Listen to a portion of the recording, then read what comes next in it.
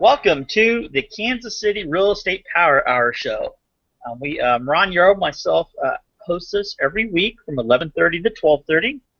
And let me take my picture off here. And I welcome, today we have Troy Fairchild. And Troy's been one of our guests, has been on quite a few times. If you live in Kansas City, you need to jot down or jog, write, whatever you want to do, text it to yourself. Troy's website, and that is Bids Made Easy. How do you spell that, Troy? Like a bid, like you're going to get a bid on your house. So BIDS, made, MADE, and then easy, EASY.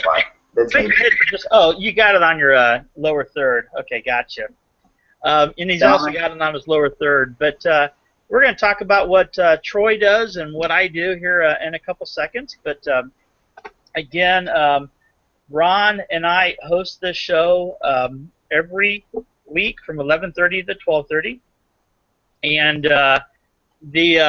you can reach me at Keller Williams Eastland Partners. My phone number is 913-712-9313. Ron, how do people reach you? Well, they can reach me by phone at 913-307-1608, and they can dial that number 24 hours a day, 7 days a week, and when I'm available, I will definitely return their call if I don't answer it when they call. Awesome. And if you have a question at any time, feel free to tweet us on Twitter using the hashtag KCRE Show. You can ask a question on our Google Plus community, Kansas City Real Estate Power Hour Show. You can email me directly at dowfamilyteam@gmail.com, or you can visit our Facebook page, and it has a unique URL at facebook.com/KC Real Estate Show. And let's get to the meat of our what we're going to be talking about today. Ron, what's going on in the mortgage business right now? Well, it's kind of a confusing time. I think that the spring market has kicked up a little bit late. I've got, for the last week, I've had a huge increase in the number of applications coming in. The quality of those applications has increased a little bit over the last week, so that tells me a little bit about more buyers who were planning on getting into the market are deciding to get into the market. So it looks like we may have a pretty decent summer and going into fall real estate market. As far as interest rates are up, down, sideways. Nobody knows what they're going to do. All the experts are guessing. You got about a 50-50 split because we want to at least have 50% of them correct on their guess. But anyway, they've been improving a little bit over the last couple of weeks. I feel like that's going to be a short-term improvement. We've been seeing values increase on homes here locally and nationally in most areas. Some of the rural areas and some of the other depressed areas are starting to see a little bit of an increase. You can say more about the supply and demand type stuff, but from what I can see, mortgage interest rates are still very low and attractive. There's a lot of mortgage products out there for first-time home buyers that have paid their bills on time over the last couple of years and are ready to buy. That's, it's. I showed a house last night that Ronnie referred me to the buyer, and was showing the buyer last night a couple of homes, and one of the homes I showed had 7 people at the house. Not one of them was working with a real estate agent, which was really unbelievable. That many people would be going out to a house.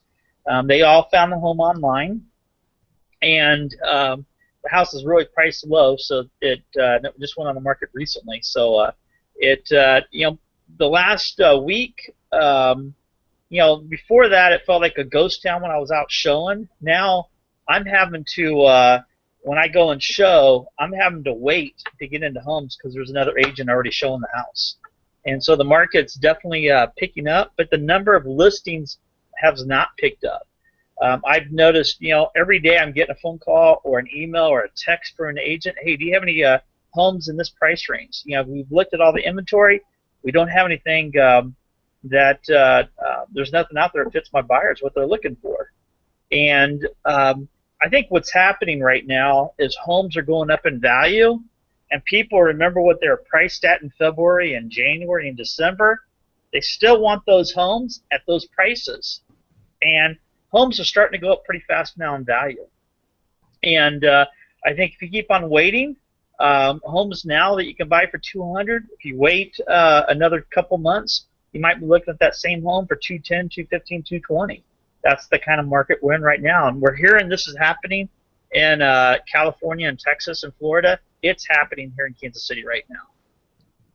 Hey, Chris, I've had a few calls this last week, and the issue that I've had with several buyers that have called me, or potential buyers, are they have a house, and they haven't sold their house, and they're wanting to go out and buy a house and do a contingent contract, and as a mortgage banker, I run across that kind of stuff all the time, and I know how difficult it is for you guys to negotiate contingencies into a contract in a market like today. But when they come to me, I ask them one simple question, and I think it's very important to me, and it should be to them. But the one question is, how much are you going to get when you sell your house? How much money are you going to put in your pocket? How much are you going to sell the house for? How long do you think it's going to take for you to sell the house? And most buyers, even buyers that are working with realtors, really don't have a clue as to how to answer that question. Do you have anything that you could let us know how to answer that question? Yeah, that's a great one. Let me share my screen here. I am sharing a program that if we're a realtor, you have access to, even though every realtor in Kansas City has access to this. I'd say less than 5% actually use this tool.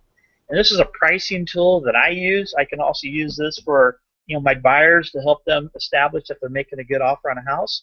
But we can plug in different numbers. And so I can plug in an address, and it will automatically give me what the approximate value is of that home at this time. But what I find is real beneficial is I can look at the history of that home, and I can look and see what it sold for in the past, how much the sellers owe on the house, what their mortgage is on the house. But I can also go in and refine the value.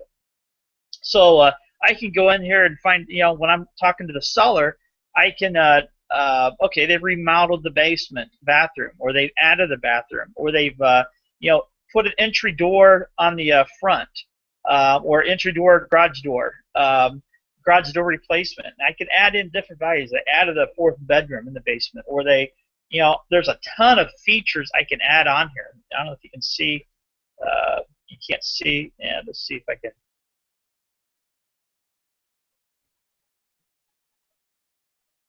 It's not showing it on here for some reason, but I can add on deck remodels, bathroom additions, garage door additions, family room additions, kitchen countertop additions, high level to granite, sunroom addition, window replacements, roofing replacements, replace the roof, and I can get a different value on the house.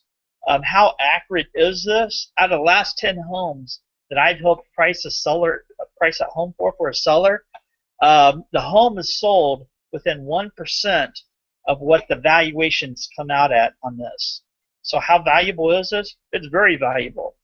So you're asking, why don't more agents use this? Well, a lot of sellers want to ignore this and think their house is worth more than what, I have a house that I did a valuation on, and it came in at $250, and the seller bought the house for $310 and felt like their house was worth at least $310 or $310,000.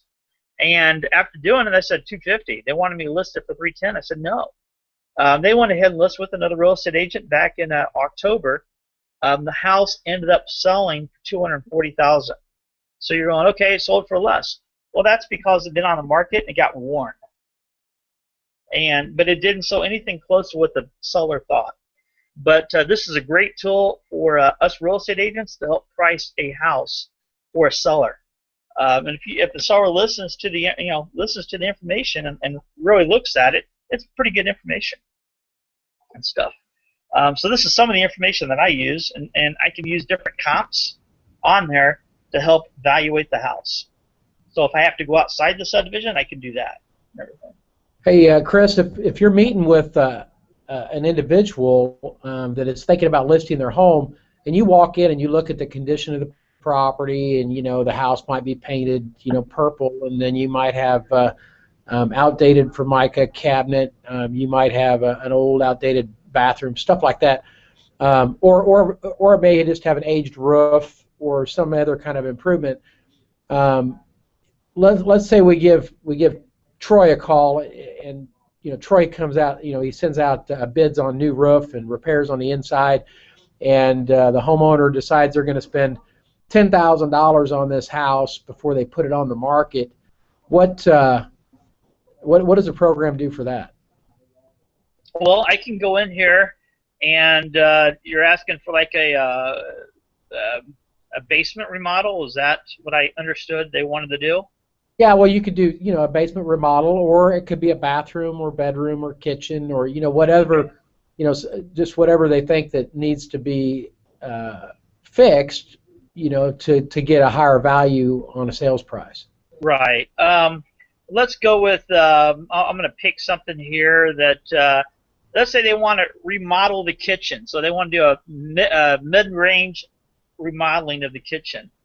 And it's completed now, since they're thinking about it right now. And the total cost, let's say, Troy, what would be a cost for a mid-level kitchen and a $200,000 home? I'm sorry, you're muted. Yeah, you're muted.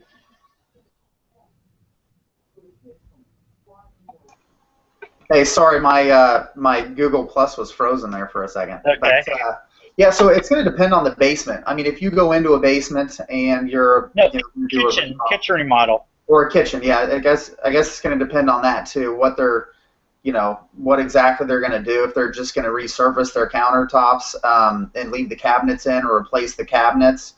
But I think if you're going to do a nice high-end one, I don't know, throw in maybe 15,000, depending on a good size again. Okay, so we had $15,000 there, and although the kitchen remodel costs us $15,000, the value, if we're going to sell that house right now, would be $10,800. So, would you spend $15,000 to increase the value of the house $10,800? What about, let's say they just went in and did a whole bunch of cosmetic stuff, or I guess you could just say they put a new roof on the house. What does that do for value? If you put a new roof on a house and it costs you $10,000, what kind of value do you get back for that? $10,000 on a new roof on this particular house, on this a roof replacement mid-range, spent $10,000 on the roof. The value coming back for the house would be $4,750.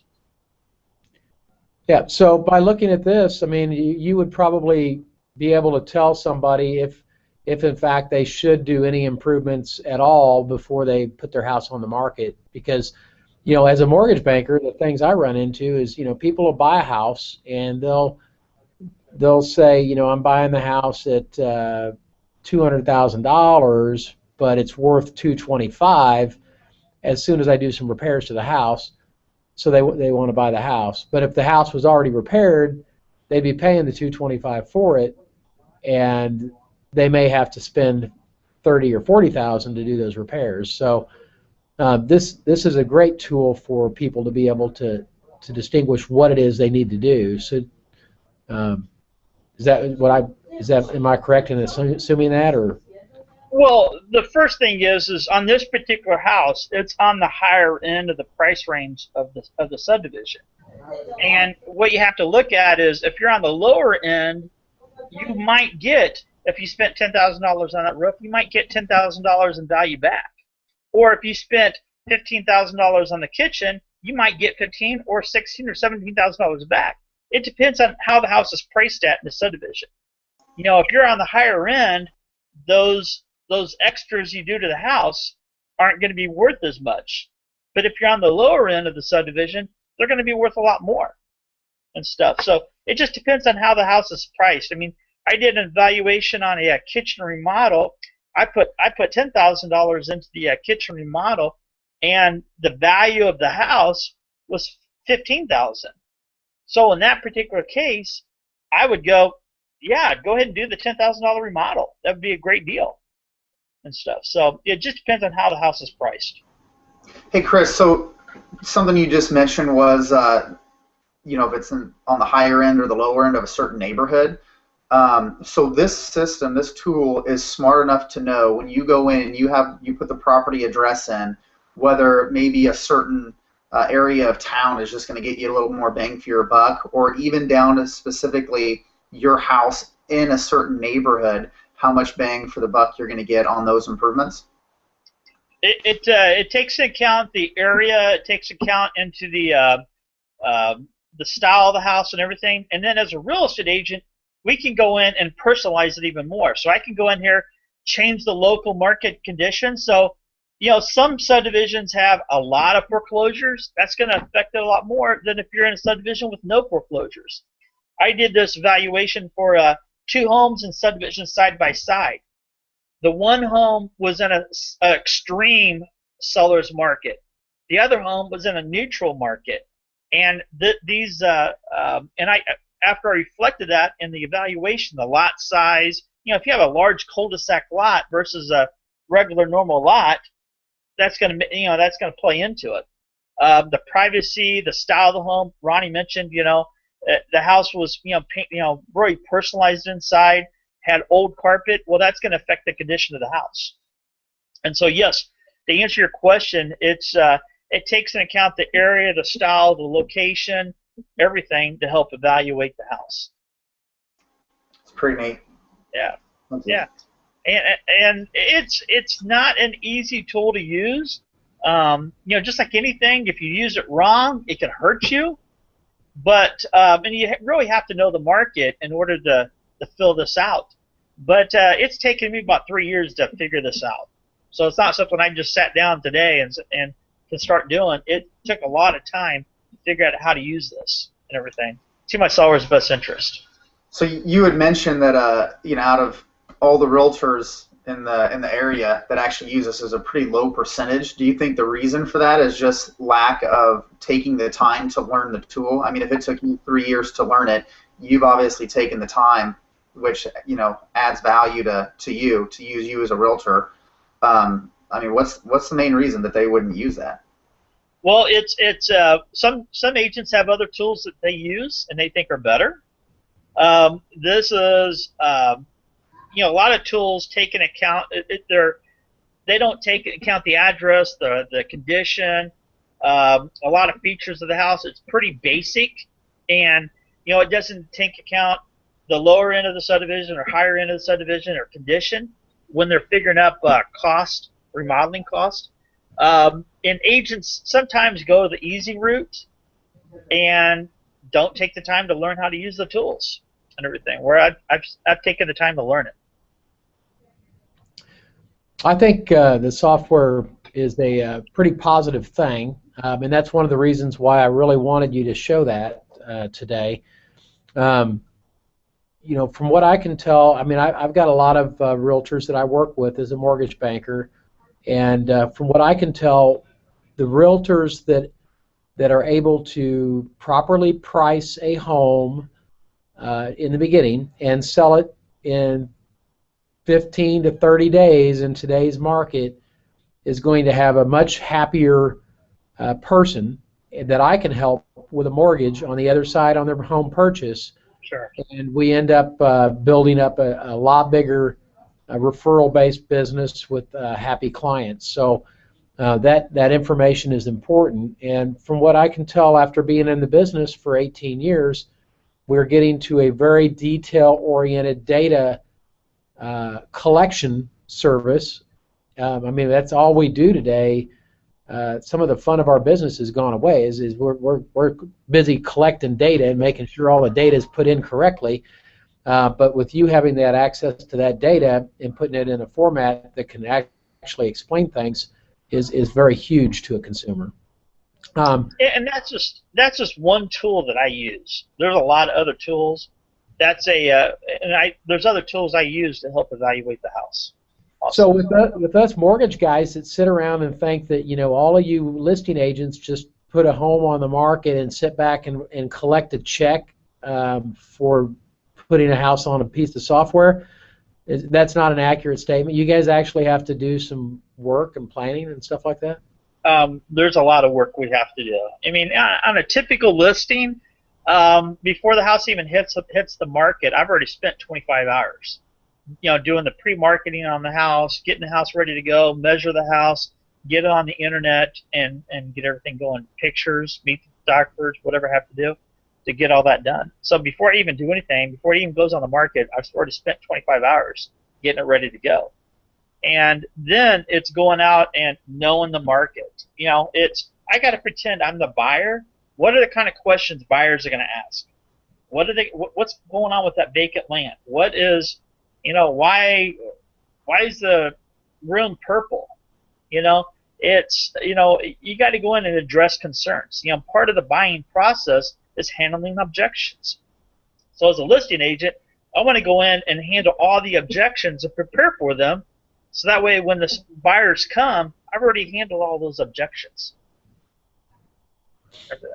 Yeah, well, that sounds really good. Let me ask you this: for sale by owners, and you and I both know that it takes a lot of work to sell a home, but there are still some people that want to do it on their own, and they don't mind the constant interruption of showing a home and stuff like that, which is fine, and I have nothing against for sale by owners. I think it's great if you can get it done and easily. But what kind of tools can they access? Can they call you and get a good valuation on their home before they do it for sale by owner? They get what they pay for. So if they're paying for nothing, they're going to get they're going to get basic a CMA, which is basically comps in the area. 9 times out of 10, when a for sale by owner gets comps, it's nothing more than what they don't. They can just drive around the subdivision. I had a situation about 3 years ago with a FSBO that was in a subdivision with a lot of other for sale by owners that have sold in the last couple of years. And they were upset because they couldn't get the value out of their house. And the reason why is there was no comps, public comps. You had to go and get, other for sale by owners, which the information is not as easy to get. And so it, to me, for a sale by owner, you can get the information off the internet or from a real estate agent, but when you're listing the house, the agent's going to spend a lot more time, a lot more care on making sure that they're pricing the house correct. The house that I showed you the information on earlier, the seller wanted to sell the house for $170, and I told him, I said, 160 is going to be the highest we're going to sell the house for. Well, they elected to try to list it for 165. As soon as we listed it, lowered it to 160, it sold, and that's exactly what I told him it was going to sell for at the beginning. Everything. And a lot of people, I'll show you another chart that I use, but there's other tools that I use to pull up information. These are neighborhood stats. I look at the neighborhood stats of the subdivision. Median sales price, is it up, is it down? There's a lot of information. This is just some of the information I look at when I'm listing a house. And I want to know what's going on with the neighborhood. Who's buying in that neighborhood?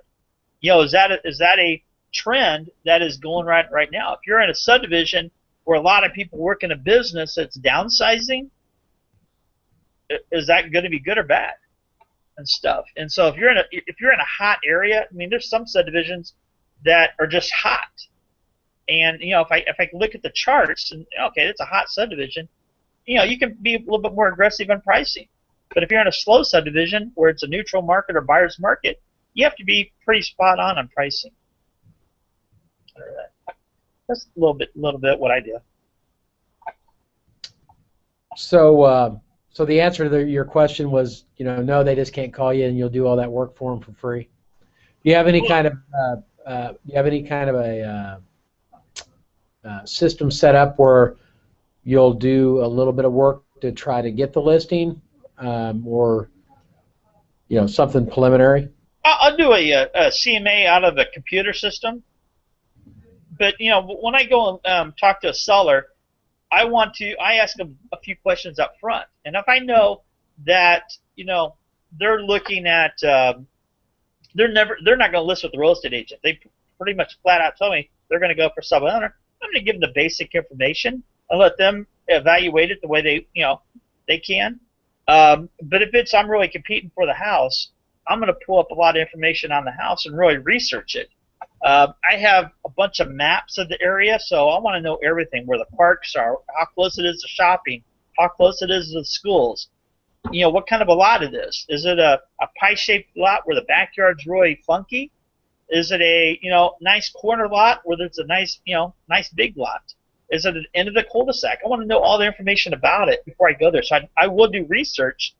What I will release to the seller, is basic and everything. Because when I go on a listing appointment, if I was going to go on a listing appointment tomorrow night, I will have already spent 6 hours researching it, looking at the maps, taking pictures of the house before I even go to the house. And so, that's kind of what I do. Well, that sounds really, really great. Gives us a better appreciation for our realtor partners. Yeah, and Troy's just smiling, but all Troy does is sit on the beach and work on software, right? Yeah, only the good weeks. I noticed that tan. What's been going on with Bids Made Easy lately? What are you guys doing now? It's been a good week just because of the rain. There's been some basements that have gotten water in it, so I say good week for me, not for the homeowners, obviously. But it goes back and forth. It's funny how it'll go from all insurance claim type items, it seems like, and then during the slow periods of insurance, we do a little bit more marketing to the consumer and have it, the non-insurance related stuff, basement remodels and things like that kind of pick up. So kind of a cyclical thing. Yeah. Now, if I have a client that I'm going to send to you that needs a basement remodel, and I've already determined, or a kitchen remodel, and I've already determined that if they spend $15,000 on that remodel, they're going to get the $15,000 back, and it's going to help marketability. But they don't have $15,000 to spend. What can they do? So I think your tool that you showed earlier and my software that I have, I think, are really good together. They make a good marriage because we can go through together and get quotes from contractors on that basement remodel and see where different guys come in at. Different companies have different overheads. So, where the market rate for, that $15,000 basement we talked about earlier or $20,000 basement, depending on the neighborhood, we may be able to go through and get a general contractor who can do it for less, or even go through and find, a way to act as a general contractor and find the drywall guy, the electrician, the plumber separately, so that they can get it done a little bit cheaper. Now that's going to be a little more work for them on gathering those quotes, but it might be a customer who's planning ahead of time. They know they want to market their house in a few months, and it's not something they have to do right away. They may be able to go through and get some more value than somebody else would who didn't want to spend that time. So I think being able to use my tool and then turn around and relate that back to what those quotes mean to the customer and the value of their home with your tool, I think it's a perfect marriage between the two of those. So I sent a client to you, and we've determined that it's a good deal to do the remodel. Mm-hmm. They don't have $15,000 or $20,000 for their remodel. What ideas do you have to help them out? You know, I think the best thing is the example I just gave. You know, if they go through, let's say they look at a couple general contractors and they know that this is going to be a $20,000 basement remodel, they can always look at if they want to get their hands dirty.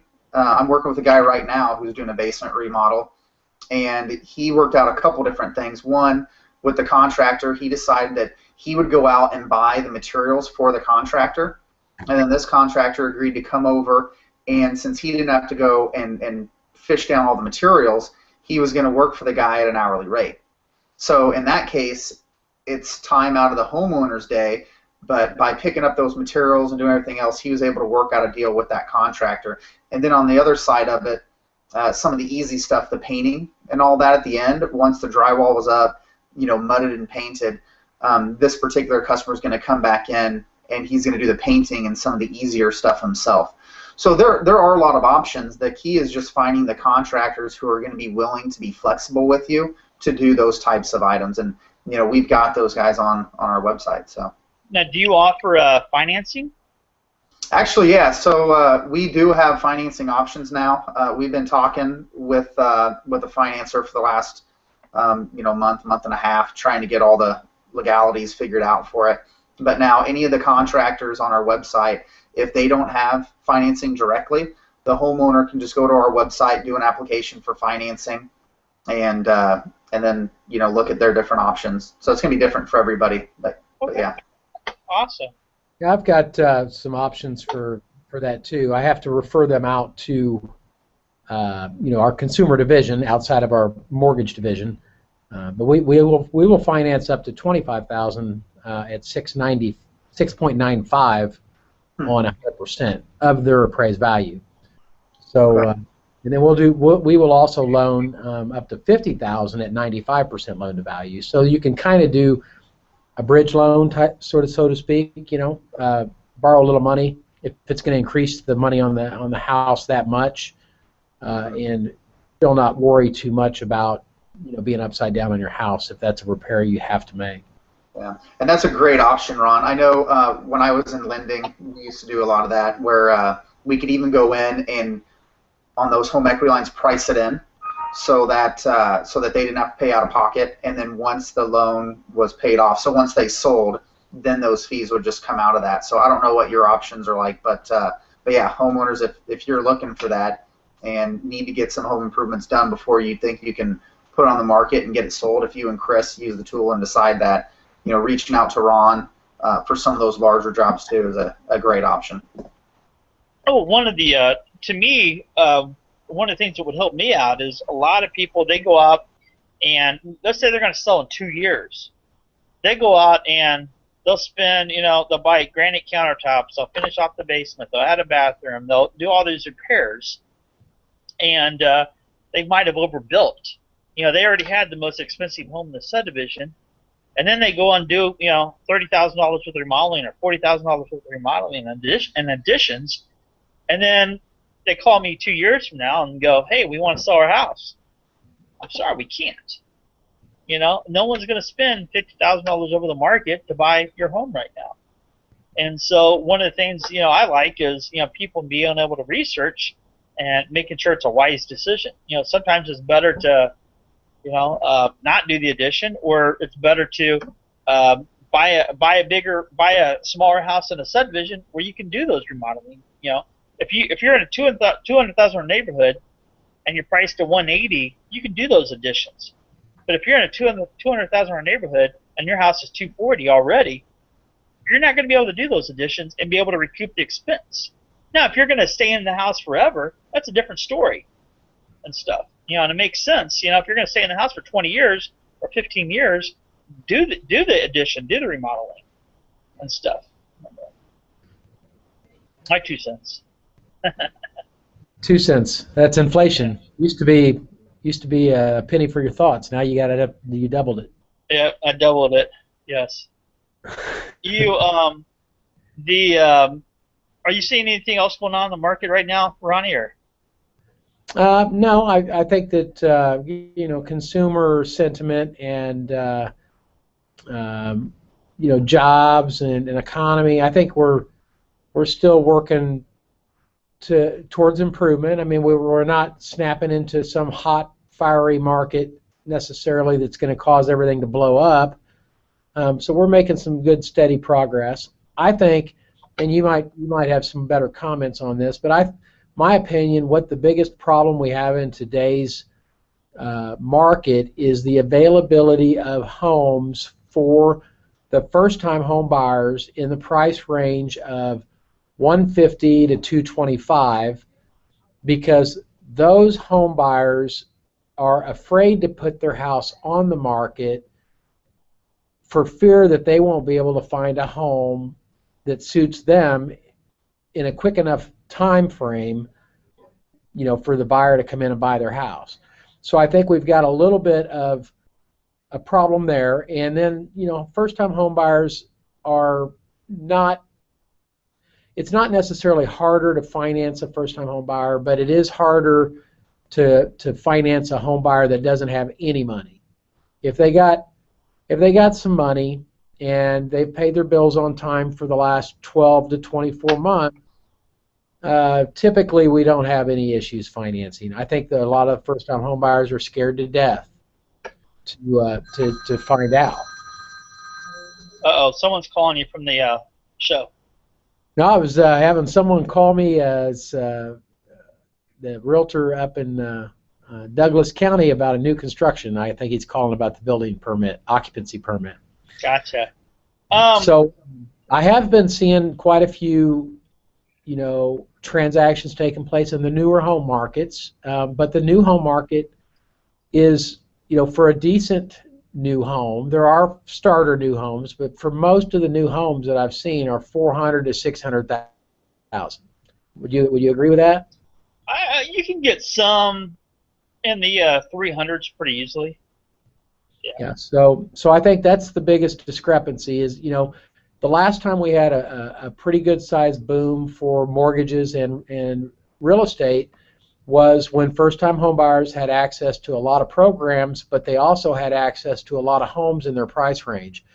And with jobs and income the way it is today, first-time home buyers can't really afford $300,000 houses. That's not a starter home. Right.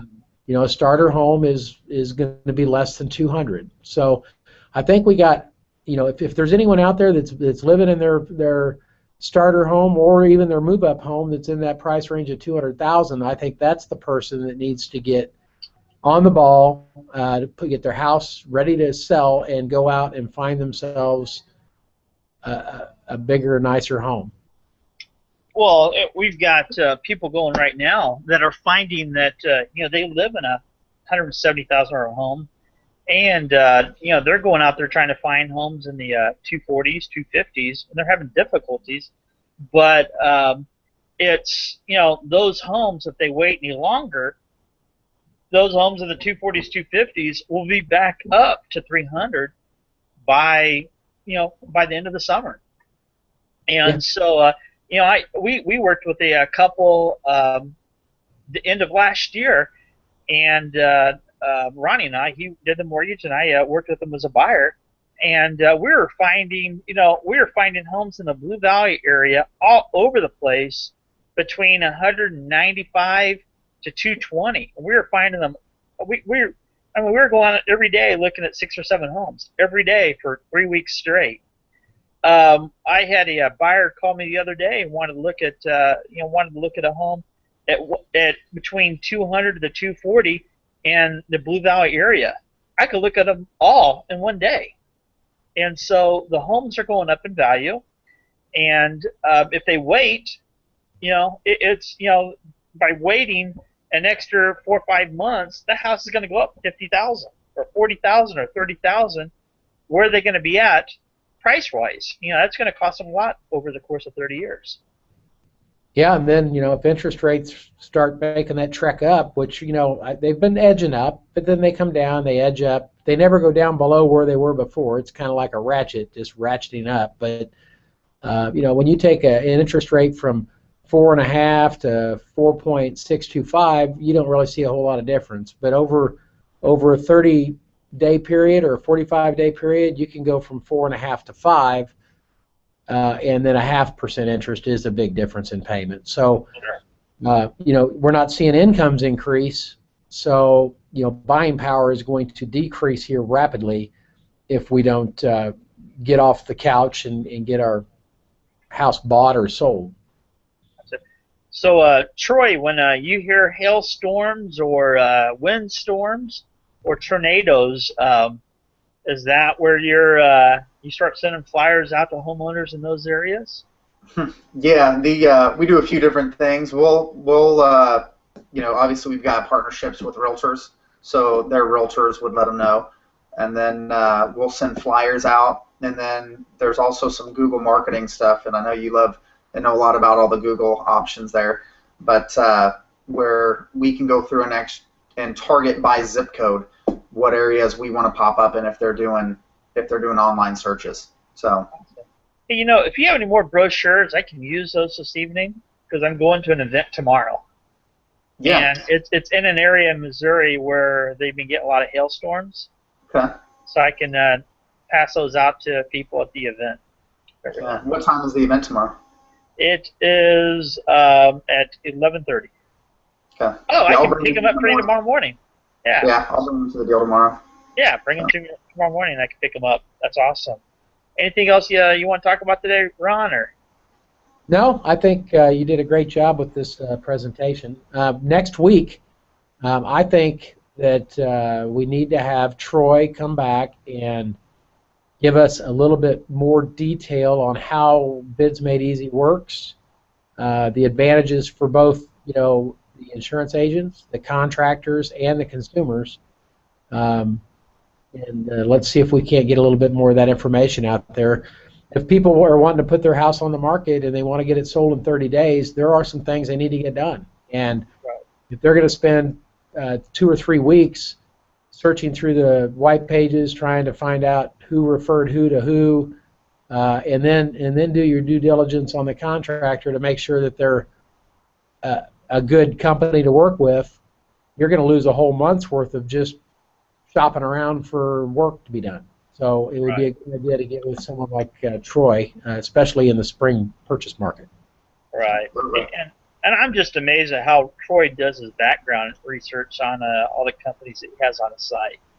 I'm totally amazed on that. And to me, as a real estate agent, I'd rather give out his website address. I've got clients that need windows replaced or roof replaced or whatever. Just give it Troy's a website address to them and let them go from there. Because to me, the worst thing, I've been doing real estate for 24 years, and you go and refer somebody to somebody and they don't finish the job or they do it wrong, they cut corners, whatever, the deal falls through, that's not a good feeling. Or your seller, they do a bad job and the seller doesn't like you or buyer doesn't like you anymore. Just not a good feeling. So to me, I really like the way he does his research, and I always relate it to my clients. It's like Angie's List on steroids. So Bids Made Easy. Thank you, Chris. And we'll talk more next week. Yeah, I'm excited about that. I'll be back next week and get into more detail. Oh, so you're not going to be in Puerto Rico or Jamaica or Hawaii or anything like that? You're actually going to be in Kansas City next week? So I will be in Kansas City next week. 2 weeks in a row. I don't know. I don't know. I do leave next Friday to go to New Orleans, though. Oh, okay. Gotcha. That's for the weekend, though. Next week you're going to New Orleans. Okay. Well, see, I knew he was going down south somewhere. You can't stay up north for that long. I like the warm weather. And you're from Topeka? Is that right? Or Topeka? Yeah. That's funny. That's awesome. Well, let's go ahead and end our show. And glad everybody came on. Like us on Facebook. Join our Google Plus community, the Kansas City Real Estate Power Hour show. And looking forward to seeing everybody next Thursday at 11:30. And between now and next Thursday, Ronnie and I will probably be hosting a couple more hangouts, just talking about little segments of the market and tools you can use to arm yourself to buy or sell your house. Thanks a lot, and Troy, thanks for coming on, and see you next week. Thank you, Chris. Thanks, Ron. Take care.